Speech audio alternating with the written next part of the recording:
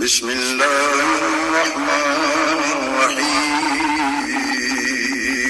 شروع اللہ کے نام سے جو بڑا مہربان نہایت رحم والا ہے۔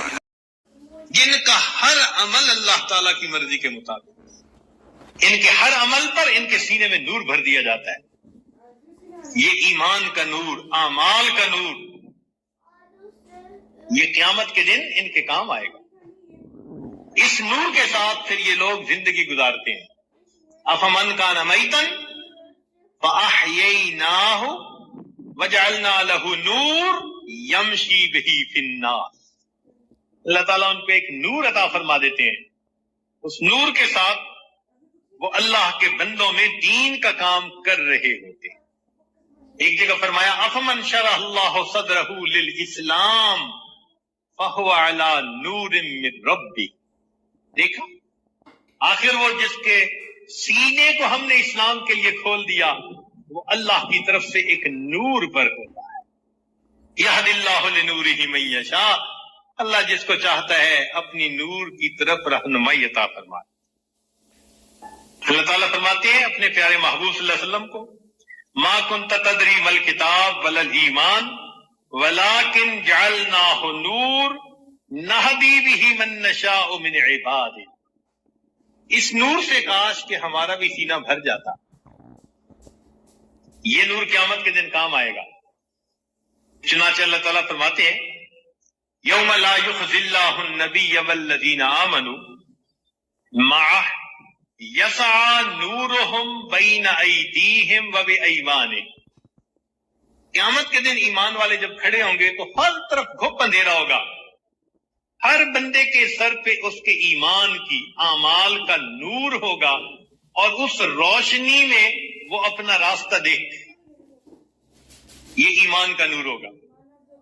پھر منافق مرد لوگ جو ہوں گے، عورتیں ہوں گے، وہ اس وقت ایمان والوں سے کہیں گے نقتبس من نورکم، اپنی اس روشنی سے ہمیں بھی ذرا راستہ دیکھنے دو۔ قیل ارجعوا وراءکم فالتمسوا نورا، انہیں کہا جائے گا کہ جاؤ واپس، یہ نور تو دنیا سے ملا کرتا۔ اس لیے ایمان والے کہتے ہیں ربنا اتمم لنا نورنا، اللہ ہمارے اس ایمان کے نور کو مکمل کر دی۔ آج ہم میں سے کتنے ہیں جو اس نور کی حفاظت کے لیے فکر مند ہیں؟ بعض اوقات واز سنتے ہیں، نصیحت سنتے ہیں، مراقبہ کرتے ہیں، دل میں نور آتا ہے مگر باہر نکل کر ایک آنکھ غلط اٹھائی سارے نور کی بتی کو گل کر بیٹھے۔ ہمیں احساس ہی نہیں ہوتا ہمارے اندر کا نور بجھا کہ نہیں، الا ماشاء اللہ۔ تو ہمیں اگر اس کی فکر لگ جائے تو ہم نافرمانی کرتے ہوئے ڈریں کہ ایسا نہ ہو کہ میرے اندر کی جلی ہوئی بتی ہی بجھ جائے۔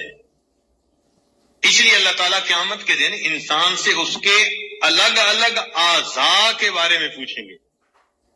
فرمایا ان السمع والبصر والفؤاد کل اولئک کان عنہ مسئولا۔ سماعت، بصارت اور دل سب کے بارے میں پوچھا جائے گا۔ ہمارے اکابر دعائیں مانگتے تھے اللہ ہمیں ان لوگوں میں سے بنا دے الذین یستمعون القول فیتبعون احسنا، جو بات کو سنتے ہیں اور بہتر انداز سے اس پر عمل کرتے ہیں، بہتر انداز سے اس پر عمل کرتے ہیں۔